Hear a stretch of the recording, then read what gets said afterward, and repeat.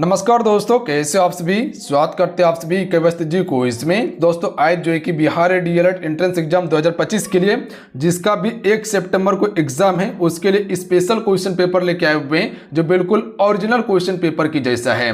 तो जिसका भी 1 तारीख को एग्जाम है उसके लिए काफी इंपॉर्टेंट है 1 सितंबर को, और जिसका बाद में एग्जाम है वो भी इस वीडियो को पूरा देख के जाइएगा। आप सभी आपके लिए भी इंपॉर्टेंट है बिल्कुल। जिस प्रकार से आपका 26 तारीख, 27 तारीख, 28 तारीख, 29 और 30 को पूछा गया क्वेश्चन सेम टू सेम उसी प्रकार का क्वेश्चन है, तो इसे याद जरूर कर लीजिएगा।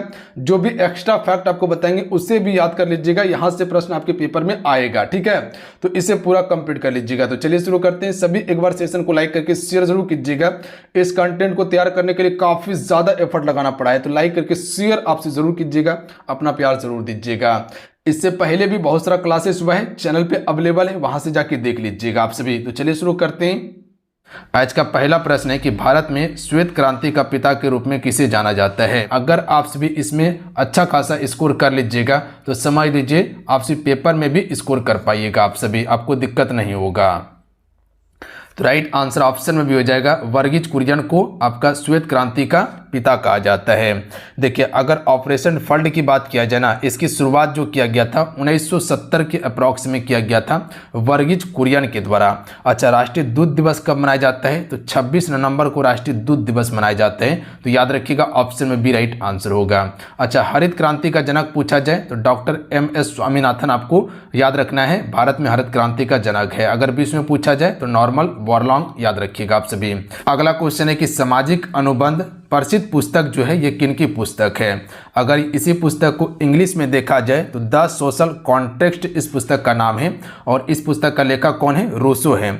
इसकी भाषा क्या था? तो याद रखिएगा फ्रेंच भाषा था, जो कि 1762 में लिखी गई थी पुस्तक। कब? 1762 में। किसके द्वारा? रूसों के द्वारा। और ये भी प्रश्न आपके बिहार डीएलएड में पूछा गया है। अगला प्रश्न है क्वेश्चन नंबर 3। देखिए क्वेश्चन नंबर 3 को पढ़िएगा आप सभी और आंसर कीजिएगा। क्वेश्चन देखिए क्या कहना चाह रहा है। भारत के संविधान के अनुसार निम्नलिखित में से कौन सा स्वतंत्रता के अधिकार में शामिल नहीं है? यहाँ पर फोकस कीजिएगा, नहीं की बात यहाँ पर किया गया है। जब बहुत सारे बच्चे क्या करते हैं कि पेपर जब देने जाते हैं तो वहाँ हड़बड़ी रहता है, उसमें सही से क्वेश्चन नहीं पढ़ने के बाद प्रश्न गलती हो जाता है। उसको लगता है कि हाँ पूछा गया है बट यहाँ पर ना का सवाल आपको दिया गया है। तो फटाक से आप ऑप्शन नंबर 8 टिक कर लीजिएगा कि भाषा एवं अभिव्यक्ति की स्वतंत्रता ये तो दिया गया है, बस ऑप्शन नंबर 8 टिक करके निकल जाइएगा, प्रश्न आपका गलती हो गया। तो यहाँ पर आपको बिल्कुल फोकस करना है, आराम से प्रश्न पढ़िएगा, आंसर कीजिएगा आप सभी। तो ऑप्शन में बी राइट आंसर होगा। सशस्त्र धारण करने की स्वतंत्रता जो है ये आपको भारतीय संविधान में नहीं दिया गया है। जबकि क्या क्या आपको स्वतंत्रता है? तो भाषण एवं अभिव्यक्ति की स्वतंत्रता दिया गया है, या भाषा कह सकते हैं, इसको भाषण कीजिएगा, यानी कि बोलने की स्वतंत्रता। संगठन बनाने की स्वतंत्रता है। उसके बाद किसी भी पेशा को स्वीकार आप स्वीकार कर सकते हैं। तो ये सभी स्वतंत्रता का अधिकार आपको मिल गया है। जबकि सशस्त्र की बात किया जाए यानी कि शस्त्र जो होता है उसको आप नहीं रख सकते हैं। अगला क्वेश्चन देखिए, अखिल भारतीय किसान सभा का गठन कब हुआ था और कहां पे हुआ था? तो देखिए अखिल भारतीय किसान सभा का गठन जो किया गया था ये 1936 लखनऊ में किया गया था। लखनऊ उत्तर प्रदेश की राजधानी है। तो ऑप्शन में डी राइट आंसर होगा। देखिए यहाँ पर 1928 भी लखनऊ दिया गया है, तो ये आंसर नहीं होगा आपका। अगला है, राज्यसभा के सदस्य का कार्यकाल कितने वर्ष का होता है? तो देखिए कई बार आपको हम बता चुके हैं।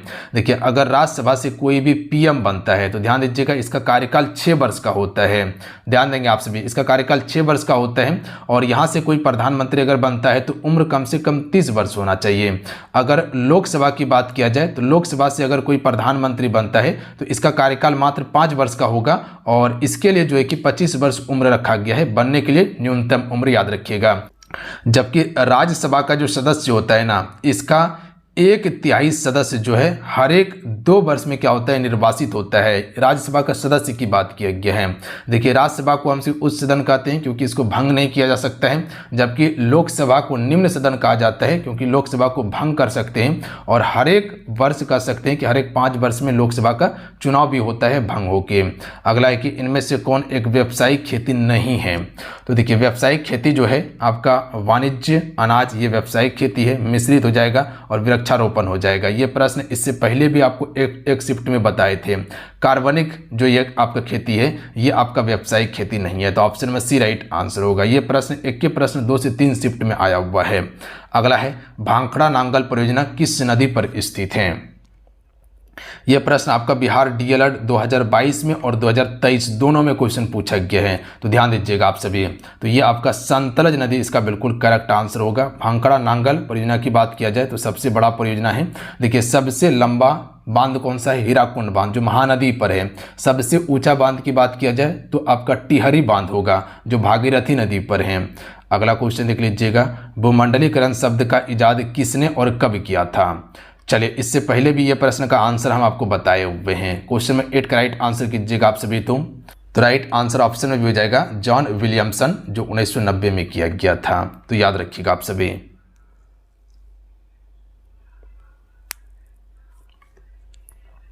अगला प्रश्न है कि लोकतंत्र के विकास के तीसरे चरण में किस विचार को मान्यता मिली है?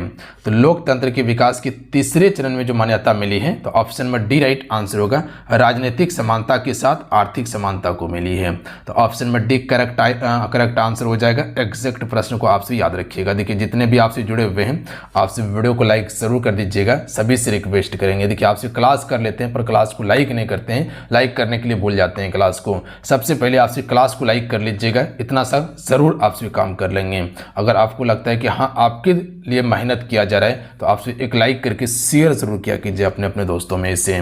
क्वेश्चन है कि डैश शासन ने समाचार पत्रों, पुस्तकों, नाटकों, गीतों में कही गई बातों को नियंत्रित करने के लिए सेंसरशिप कानून लागू किया और स्वतंत्रता एवं आज़ादी के विचार को प्रतिबंधित किया था।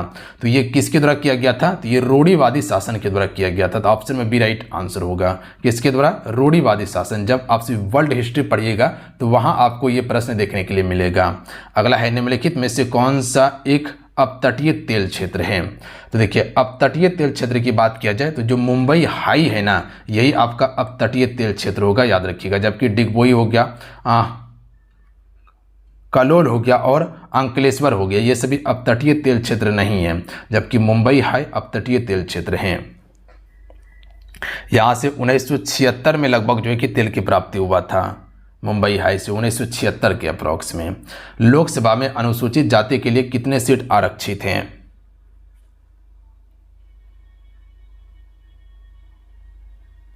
देखिए अनुसूचित जाति के लिए 84 सीट है, याद रखिएगा। कितना? 84।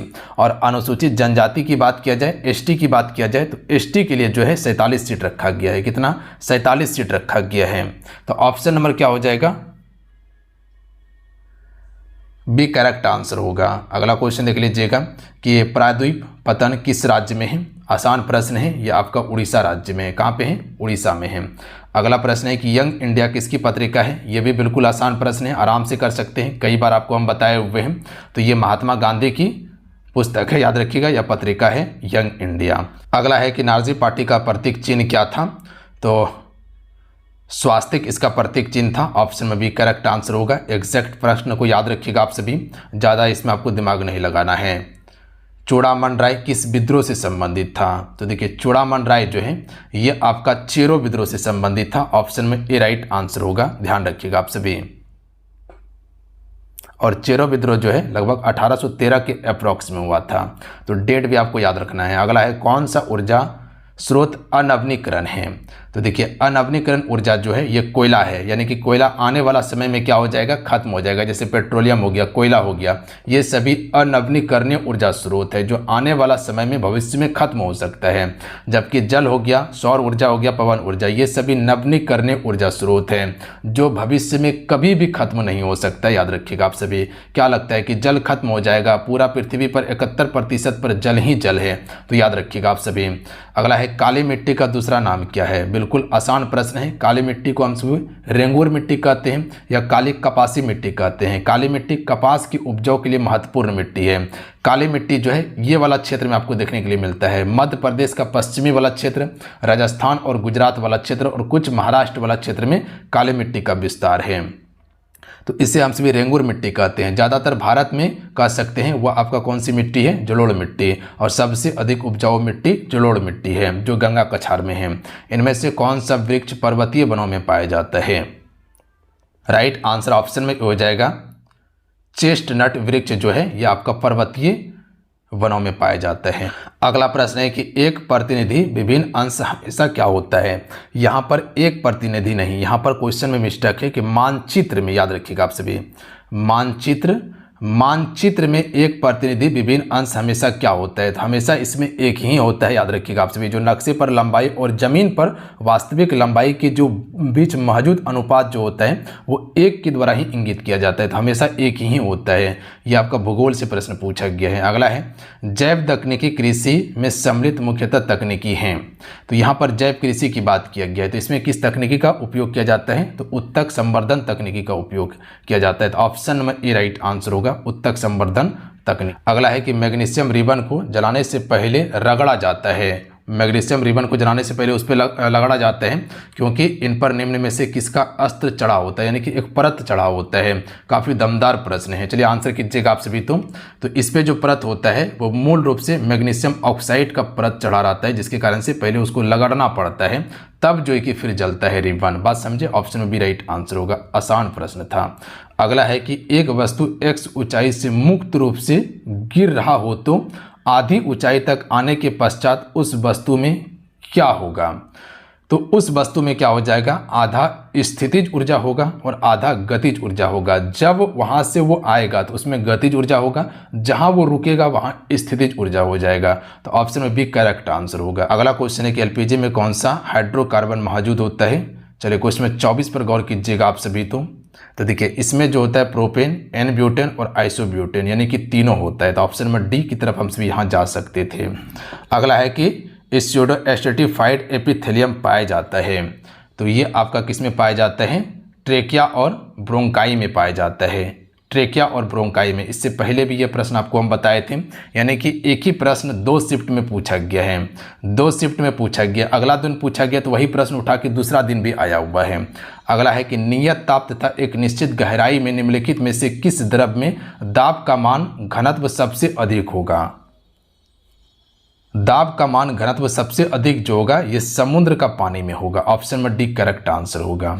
अगला प्रश्न पर ध्यान दीजिएगा, क्वेश्चन में 27 है कि वेरिसेला वायरस से होता है, तो देखिए वेरिसेला वायरस से जो होता है वो चिकन फॉक्स होता है, याद रखिएगा आप सभी, और ये सभी वायरस से होने वाला रोग है। अगला प्रश्न है कि किंगडम, इसको किंगडम कीजिएगा, किंगडम मोनेरा में शामिल है। क्या करना है आप सभी को, इसको किंगडम करना है, किंगडम करना है। किंगडम मोनेरा में शामिल है तो इसमें विक्टोरिया शामिल है, बाकी बात ये सभी शामिल नहीं होगा। अगला प्रश्न है 29 नंबर कि अगर कोई एक्स ऑक्सीजन से क्रिया करके एक्स ऑक्साइड बनाते हैं तो लाल लिटमस पत्र को नीला कर देता है, तो वह तत्व एक्स है, तो ये आपका हो जाएगा, ये तत्व धातु होगा, याद रखिएगा आप सभी, क्या हो जाएगा, धातु होगा। क्वेश्चन को समझे, क्वेश्चन को फिर से रिपीट कर रहे हैं, एक बार फिर से ध्यान दीजिएगा आप सभी कि अगर कोई एक्स ऑक्सीजन से अभिक्रिया करके एक्स का ऑक्साइड बनाता है तो लाल लिटमस पत्र को अगर नीला कर दे, जो लाल लिटमस है इसको अगर नीला कर दिया जाए तो वो एक्स तत्व जो होगा वो धातु ही होगा, याद रखिएगा, धातु ही लाल लिटमस को नीला करता है। अगला है निम्नलिखित में से किस पदार्थ का उपयोग नाभिकीय ऊर्जा उत्पादन में किया जाता है। देखिए नाभिकीय ऊर्जा उत्पादन में यूरेनियम का प्रयोग करते हैं, याद रखिएगा आप सभी।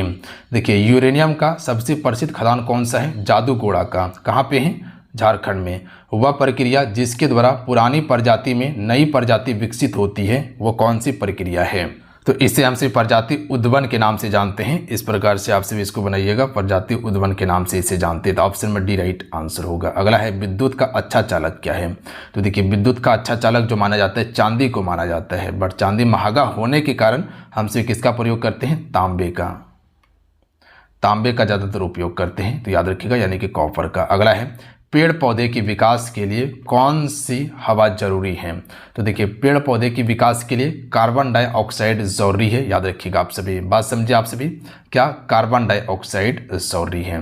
अगला क्वेश्चन है कि कौन सा संघ उत्तक के संगठन अस्त्र को दर्शाता है, तो इसका राइट आंसर ऑप्शन में सी हो जाएगा। यहाँ पर टाइपिंग एरर है, इसको आपसे सही कर लीजिएगा, कोएलेटेरेटा हो जाएगा, याद रखिएगा, कोएलेटेरेटा इसका बिल्कुल करेक्ट आंसर होगा, यहाँ टाइपिंग एरर है। तो अगला प्रश्न देखिएगा, निम्नलिखित में से कौन सा एक परमाण्विक है, तो यहाँ पर परमाण्विक कीजिएगा आप सभी, क्या करना है आप सभी को, परमाण्विक करना है।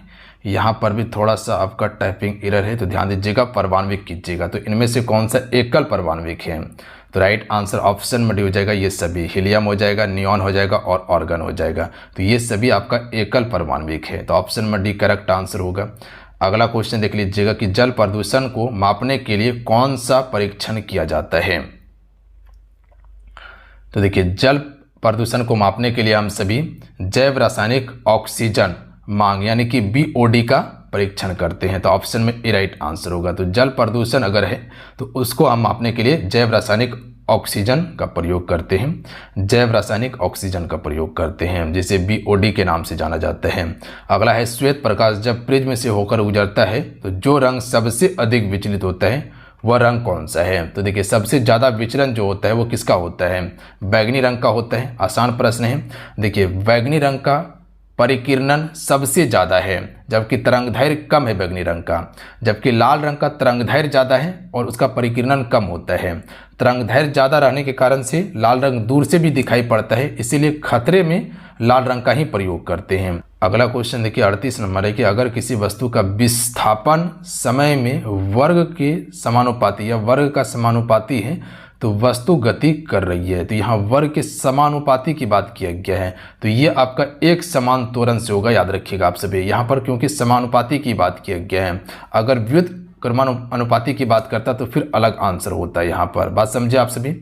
अगला एक निम्नलिखित में से किसमें धन यानी कि प्लस और ऋण यानी कि माइनस का चिन्ह अंकित नहीं होता है। तो देखिए बैटरी में तो होता है, एम्पियर में भी होता है और वोल्टीमीटर में होता है। जब बैटरी में देखिएगा तो एक में प्लस एक में माइनस का चिन्ह रहता है, जबकि प्रतिरोध में नहीं होता। तो ऑप्शन में डी करेक्ट आंसर हो जाएगा, प्रतिरोध में प्लस और माइनस का चिन्ह नहीं होता है।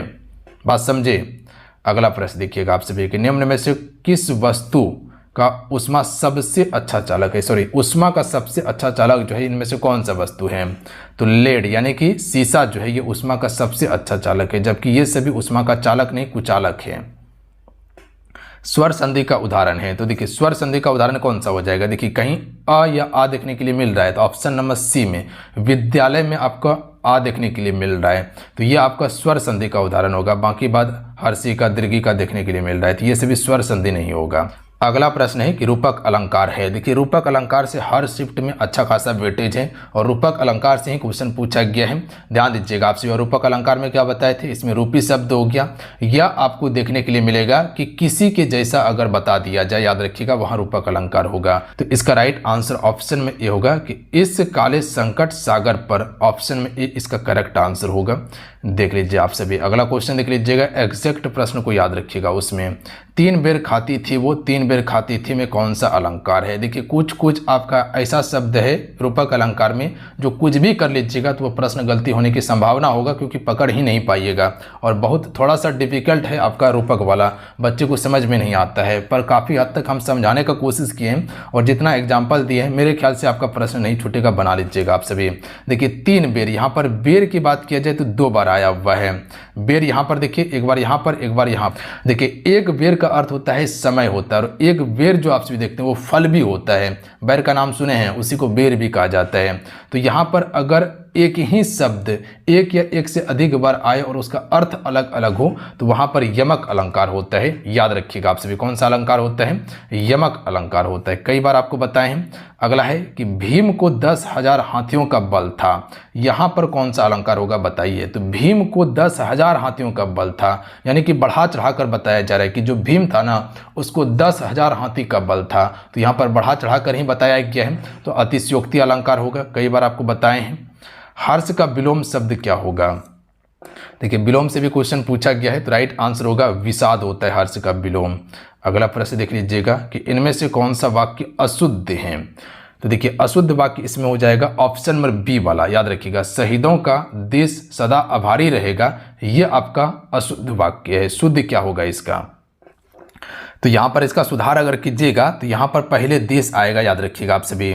यहाँ पर पहले क्या आ जाएगा, देश। ध्यान दीजिएगा, देश शहीदों का सदा आभारी रहेगा। तो यहाँ पर शहीदों का देश आभारी नहीं, देश शहीदों का सदा आभारी रहेगा, ये शुद्ध होता। तो पहले देश आता उसके बाद शहीद आता, तब यहाँ पर सही होता। बाकी बात सभी सही है, एक बार देख लीजिएगा आप सभी। उसके बाद निम्न में से कौन सा वाक्य शुद्ध है। तो राइट आंसर ऑप्शन में ए वाला सही हो जाएगा कि हिंदी हम में से प्रत्येक विद्यार्थी की मातृभाषा है। बिल्कुल सही है कि हिंदी मातृभाषा है, तो ऑप्शन में ए वाला राइट आंसर होगा। पुस्तकालय में कौन सा समास है? तो सबसे पहले इसका समास विग्रह कीजिए कि पुस्तकालय में समास विग्रह क्या होगा। पुस्तक का आलय हो जाएगा, क्या हो जाएगा समास विग्रह? पुस्तक का आलय। जो का देख रहे हैं ये क्या है? कारक विभक्ति है, और जहाँ कारक विभक्ति है वहाँ तत्पुरुष समास होगा। अगला है गाल बजाना, मुहावरे का अर्थ क्या होता है? डिंग हाँकना होता है। अगला प्रश्न देखिएगा कि शब्द को सुनकर हम जो समझते हैं वह है। तो जो शब्द को सुनकर जो हम समझते हैं उसे हम क्या कहते हैं? अर्थ कहते हैं। Option number B right answer होगा। अगला है कि जगन में कितने लघु और कितने गुरु वर्ण होते हैं? तो देखिए जगन में अगर गुरु वर्ण की बात किया जाए तो इसमें एक आपका लघु वर्ण होगा, एक गुरु और एक लघु हो जाएगा। तो यानी कि लघु हो गया, लघु को इस प्रकार से करते हैं, गुरु इस प्रकार से होता है और फिर लघु होता है। बात समझ के ऑप्शन में ए राइट आंसर होगा। तो चलिए